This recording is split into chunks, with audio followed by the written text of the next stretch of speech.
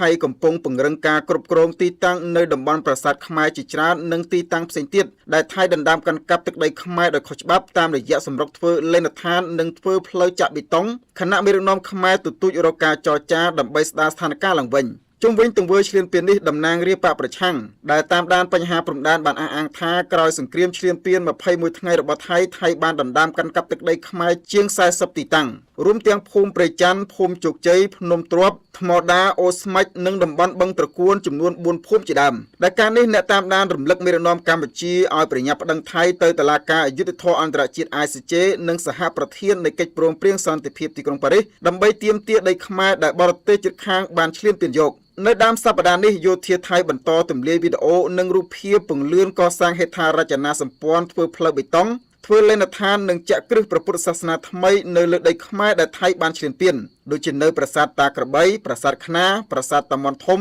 ភ្នំទ្រាប់និងតំបន់អានសេះជាដើមបើតាមភេកកងទ័ពថៃនិងសារព័ត៌មានថៃរដ្ឋបានឲ្យដឹងថាយោធាថៃបានដាក់គ្រាប់បន្ទុះគំទេចចណ្ដើរឈើនិងហេដ្ឋារចនាសម្ព័ន្ធចាស់ៗរបស់ខ្មែរដែលធ្លាប់ធ្វើទុកសម្រាប់ឡើងទៅប្រាសាទខ្នាលើពីនេះប្រភពអះអាងថាតំបន់ប្រាសាទតាមាន់ធំនិងប្រាសាទតាមាន់តូចរបស់កម្ពុជាត្រូវបានយោធាថៃកាន់កាប់ទាំងស្រុងគឺមិនមានការបែងចែកគ្រប់គ្រងម្នាក់ពាក់កណ្ដាលដោយកាលពីអតីតកាលតទៅទៀតនោះទេប្រភពបន្តថាចំណែកតំបន់ប្រាសាទតាក្របីរបស់កម្ពុជារួមទាំងភ្នំ350ភ្នំទ្រាប់យោធាថៃកំពុងកសាងហេដ្ឋារចនាសម្ព័ន្ធថ្មីធ្វើផ្លូវបេតុងនិងកសាងគ្រឹះព្រះពុទ្ធបដិមាយ៉ាងធំដើម្បីគ្រប់គ្រងរយៈពេលវែងជុំវិញបញ្ហានេះតំណាងរាជគណៈបកប្រឆាំងលោកអ៊ុំសំអានបានប្រកាសវីដេអូនៅថ្ងៃទី15ខែមករានេះថា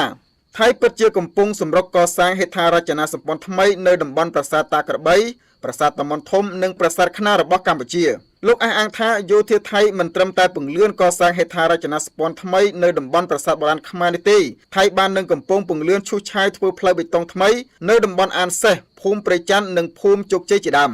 លោកហាស្ដីបន្ទោសថាមេដឹកនាំដែលធ្វើឲ្យបាត់បង់ទឹកដីជាពិសេសប្រាសាទបុរាណខ្មែរដែលបុព្វបុរសបានបន្សល់ទុកឲ្យកូនចៅចំនួនក្រោយនេះត្រូវទទួលខុសត្រូវចំពោះមុខបុព្វបុរសនិងប្រជាជាតិខ្មែរលោកហ៊ុនសែនលោកហ៊ុនម៉ាណែតបានធ្វើឲ្យបាត់បង់ប្រាសាទបុរាណខ្មែរដូចជាប្រាសាទតាមាន់តូចតាមាន់ធំប្រាសាទតាក្របីប្រាសាទខ្នាហ្នឹងជាការទទួលខុសត្រូវចំពោះមុខប្រវត្តិសាស្ត្រហើយនិងបុព្វបុរសខ្មែរយើងដែលបានសាងសង់ប្រាសាទទាំងអស់ហ្នឹងហើយក៏ជាការទទួលខុសត្រូវចំពោះមុខប្រជាប្រដ្ឋគឺថាទាំងលោកហ៊ុនសែននិងលោកហ៊ុនម៉ាណែតហ្នឹងគួរតែចុះចេញពីតំណែងទៅហើយទុកឲ្យអ្នកដែលមានសមត្ថភាពក្នុងការការពារទឹកដីហើយនឹងអាចទាមទារយកប្រាសាទទាំងអស់ហ្នឹងមកវិញដឹកនាំប្រទេសម្ដងបើសិនជារំពឹងទៅលើលោកហ៊ុនសែនរំពឹងទៅលើលោកហ៊ុនម៉ាណែតនោះគឺมันអាចទាមទារទឹកដីដែលបាត់បង់ចំនួន40ទីតាំងហើយនឹងប្រាសាទតាក្របីប្រាសាទខ្នាប្រាសាទតាមាន់តូចប្រាសាទតាមាន់ធំបានមកវិញនោះទេហើយព្រោះគាត់នឹងចរចាទ្វេភាគីឬអីថៃវាឲ្យប្រាសាទទាំងអស់ហ្នឹងមកកម្ពុជាយ៉ាងវិញសម្រាប់លោកសំអាននៅតែទទូចឲ្យមេដឹកនាំកម្ពុជាពង្លឿនបញ្ជូនសំណុំរឿងព្រំដែនទាំងអស់ប្តឹងថៃទៅតុលាការអន្តរជាតិនិងសហប្រធាននៃកិច្ចព្រមព្រៀងសន្តិភាពទីក្រុងប៉ារីសទើបអាចទាមទារដីខ្មែរមកវិញលោកសង្កត់ធ្ងន់ថាបើមេដឹកនាំគ្រួសារហ៊ុនមិនចង់ជាប់ឈ្មោះក្នុងប្រវត្តិសាស្ត្រជាជនក្បត់ជាតិធ្វើឲ្យបាត់បង់ទឹកដីបុព្វបុរសទៅប្រទេសជិតខាងត្រូវពង្លឿនបញ្ជូនសំណុំរឿងព្រំដែនទាំងអស់ប្តឹងថៃទៅតុលាការយុត្តិធម៌អន្តរជាតិលោកនៅតែរំលឹកថាដើម្បីទាមទារនឹងការពារទឹកដីខ្មែរពីសត្រូវឈ្លានពានគឺមេដឹកនាំកម្ពុជាចាំបាច់ណាស់គ្មានជំរឿសអ្វីក្រៅពីប្តឹងថៃទៅតុលាការយុត្តិធម៌ ICJ និងសហប្រធាននៃកិច្ចព្រមព្រៀងសន្តិភាពទីក្រុងប៉ារីសនោះទេដើម្បីទាមទារប្រាសាទទាំង4នោះត្រឡប់មកវិញគឺលោកហ៊ុនម៉ាណែតនោះត្រូវប្តឹងថៃទៅកាន់តុលាការយុត្តិធម៌អន្តរជាតិ ICJ ហើយត្រូវប្តឹងថៃទៅកាន់សហប្រធាននៃកិច្ចព្រមព្រៀងសន្តិភាពទីក្រុងប៉ារីសឆ្នាំ1991ហើយត្រូវតែប្តឹងទៅក្រុមប្រឹក្សាសន្តិសុខអង្គការសហប្រជាជាតិដើម្បីឲ្យថៃដកតបចេញពីទឹកដីកម្ពុជាអាហ្នឹងទើបអាចបានប្រាសាទទាំងអស់ហ្នឹងត្រឡប់មកវិញបើសិនជាលោកហ៊ុនម៉ាណែតនៅតែមិនប្តឹងថៃទៅកាន់តុលាការអន្តរជាតិហើយនៅតែចរចាទ្វេភាគីយើងមិនរំពឹងថានឹងបានប្រាសាទទាំងអស់ហ្នឹងត្រឡប់មកកម្ពុជាគ្រប់គ្រងវិញនោះទេជុំវិញបញ្ហានេះអ្នកនាំពាក្យរដ្ឋាភិបាលលោកប៉ែនបូណានិយាយនៅថ្ងៃទី15ខែមករានេះថារដ្ឋាភិបាលខិតខំប្រឹងប្រែងយ៉ាងសកម្មក្នុងការការពារបូរណភាពទឹកដីដោយអនុវត្តយ៉ាងម៉ឺងម៉ាត់នៅកិច្ចព្រមព្រៀងជាមួយភាគីថៃលោកគូបញ្ជាក់ថាបន្ទាប់ពីភាគីថៃស្នើសុំលើកពេលប្រជុំពិសេសរបស់គណៈកម្មាធិការខណ្ឌសីមាព្រំដែនគោក JBC ជាលើកទី2ដោយសូមពន្យាពេលរហូតដល់ក្រោយការបោះឆ្នោតសភាដើមខែកុម្ភៈខាងមុខភាគីកម្ពុជាតាមរយៈរដ្ឋលេខាធិការដ្ឋានកិច្ចការព្រំដែន បានដាក់សំណើសារជាថ្មីទៅភាគីថៃតាមរយៈកំណត់ទូតចុះថ្ងៃទី13ខែមករាឆ្នាំ2026សម្រាប់លោកប៉ានបូណាកំណត់ទូតនេះស្នើចាត់បញ្ជូនក្រុមវាស់វែងចម្រុះនៃភាគីទាំងពីរចុះលើដីជាក់ស្ដែងឡើងវិញដើម្បីបន្តអនុវត្តការងារបោះបង្គោលព្រំដែនបណ្ដោះអាសន្ននៅកំណត់ខ្សែព្រំដែនចន្លោះបង្គោលលេខ42-47និងបង្គោលលេខ52-59នៅកាលបរិច្ឆេទសមស្របណាមួយចន្លោះថ្ងៃទី19ដល់ថ្ងៃទី23ខែមករាឆ្នាំ2026លើពីនេះកម្ពុជាស្នើចាត់បញ្ជូនក្រុមការងារវាស់វែងចម្រុះនៃភាគីទាំងពីរចុះធ្វើការលើដីជាក់ស្ដែងនៅកាលបរិច្ឆេទសមស្របណាមួយចន្លោះថ្ងៃទី26ដល់ថ្ងៃទី30ខែមករាឆ្នាំ2026ដើម្បីសាងសង់ឡើងវិញនៅបង្គោលព្រំដែនចំនួន15តាមគំរូដើមបង្គោលចំនួនបារាំងនៅទីតាំងដើមពិតប្រាកដដែលភាគីទាំងពីរបានឯកភាពគ្នាយ៉ាងណាលោកសង្កត់ធ្ងន់ថាកម្ពុជាមិនទទួលស្គាល់នៅការកែប្រែខ្សែព្រំដែនណាមួយដែលកើតចេញពីការប្រើប្រាស់កម្លាំងនោះឡើយដោយថាបញ្ហាព្រំដែនត្រូវដោះស្រាយដោយសន្តិវិធីតាមច្បាប់អន្តរជាតិកម្ពុជាប្រកាន់ជំហរម៉ឺងម៉ាត់ក្នុងការការពារខ្សែព្រំដែនអន្តរជាតិកម្ពុជាថៃដែលបន្សល់ទុកដោយគណៈកម្មការព្រំដែនឥណ្ឌូចិនសៀមដោយគោរពគោលការណ៍ច្បាប់អន្តរជាតិគោលការណ៍ខ្សែព្រំដែនមិនកែប្រែគោរពអនុសញ្ញាសន្ធិសញ្ញាបារាំងសៀមផែនទីនិងកំណត់ហេតុបោះបង្គោលព្រំដែនរបស់គណៈកម្មការបោះបង្គោលព្រំដែនឥណ្ឌូចិនសៀមព្រមទាំងកិច្ចព្រមព្រៀងនិងឯកសារពាក់ព័ន្ធនានាដែលភាគីទាំងពីរបានឯកភាពនាពេលកន្លងមកកម្ពុជាមិនទទួលស្គាល់នូវការកែប្រែខ្សែព្រំដែនណាមួយដែលកើតចេញពីការប្រើប្រាស់កម្លាំងនោះឡើយជុំវិញរឿងនេះនាយកកម្មវិធីតស៊ូមតិរបស់អង្គការប្រជាធិបតេយ្យខ្មែរដែលមានមូលដ្ឋាននៅប្រទេសអូស្ត្រាលីលោកសេងវ៉ាន់លីនិយាយថាការបន្តបដិសេធប្រជុំ JBC របស់ភាគីថៃឆ្លុះបញ្ចាំងថាថៃបារម្ភខ្លាចកម្ពុជាប្រើផែនទីបារាំងដើម្បីទាមទារដីខ្មែរមកវិញម្យ៉ាងវិញទៀតលោកថាការបដិសេធមិនប្រជុំ JBC របស់ភាគីថៃសបញ្ជាក់ឲ្យឃើញកាន់តែច្បាស់ថាថៃមិនចង់ប្រគល់ដីខ្មែរនិងប្រាសាទបុរាណខ្មែរដែលថៃបានឈ្លានពានតាមផែនទីចោលខ្នាត1លើ50,000របស់គេនោះទេ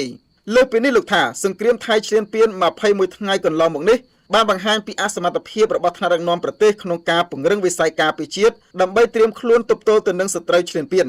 បញ្ហាប្រឈមបើសិនជាគ្មានការផ្លាស់ប្ដូររបបនយោបាយបងគិតថាបញ្ហាប្រឈមបើគ្មានការផ្លាស់ប្ដូរការគ្រប់គ្រងថ្មីទេហើយប្រសិនបើប្រព័ន្ធគ្រប់គ្រងរដ្ឋនៅតែបន្តនៅក្នុងទម្រង់បច្ចុប្បន្នកម្ពុជាអាចប្រឈមទៅនឹងបញ្ហា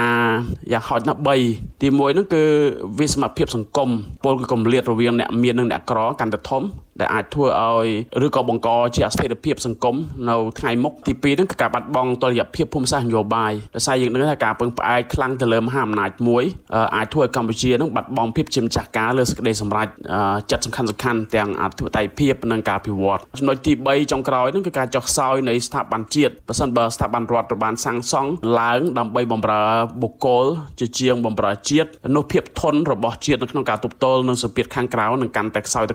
ដូច្នេះវាទាមទារមានការផ្លាស់ប្ដូរប្រព័ន្ធនយោបាយឬក៏យ៉ាងហោចណាស់ត្រូវមានកំណែទម្រង់ស៊ីជម្រៅទៅនឹងប្រព័ន្ធនយោបាយបច្ចុប្បន្នបើតាមលោកអ៊ុំសំអានបានធ្វើបច្ចុប្បន្នភាពថ្មីថាក្រោយសង្គ្រាមឈ្លានពាន21ថ្ងៃកន្លងមកនេះខ្មែរបាត់ទឹកដីចំនួន40ទីតាំងដូចជាប្រាសាទតាមុនធំប្រាសាទតាមុនតូចប្រាសាទតាក្របីប្រាសាទខ្នាច្រកអានសេះភ្នំ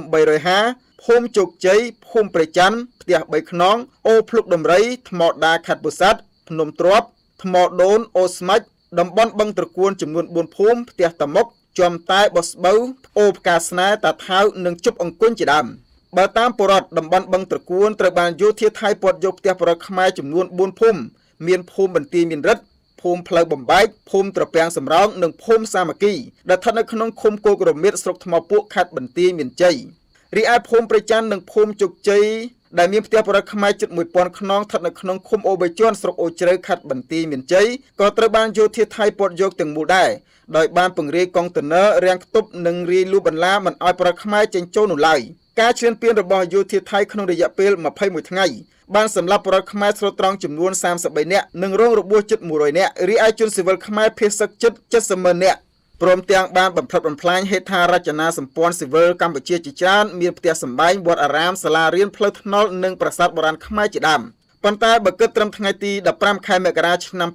2026ក្រសួងមហាផ្ទៃបញ្ជាក់ថានៅមានជនភៀសសឹកជាង140,000នាក់កំពុងបន្តស្នាក់នៅក្នុងជំរំភៀសសឹកនៅឡើយគណៈយោធាថៃកំពុងបន្តសកម្មភាពឈូសឆាយកំទេចផ្ទះពលរដ្ឋខ្មែរនិងធ្វើសំណង់រឹងលើដីខ្មែរដែលថៃបានឈ្លានពានយក បើតាមមាត្រា52នៃរដ្ឋធម្មនុញ្ញកម្ពុជាចែងថារាជរដ្ឋាភិបាលកម្ពុជាបដិញ្ញាការពារឯករាជ្យអធិបតេយ្យបូរណភាពទឹកដីអនុវត្តនយោបាយបង្រួបបង្រួមជាតិដើម្បីឯករាជ្យភាពជាតិដែលឡែកបើតាមក្រមព្រហ្មទណ្ឌមាត្រា440ចែងថាអំពើប្រគល់ឲ្យរដ្ឋបរទេសឬភ្នាក់ងារបរទេសនៅដែនដីជាតិទាំងស្រុងឬមួយផ្នែកជាអំពើក្បត់ជាតិត្រូវផ្ដន្ទាទោសដាក់ពន្ធនាគារអស់មួយជីវិតខ្ញុំបាទប៉ុលសម្បត្តិ VD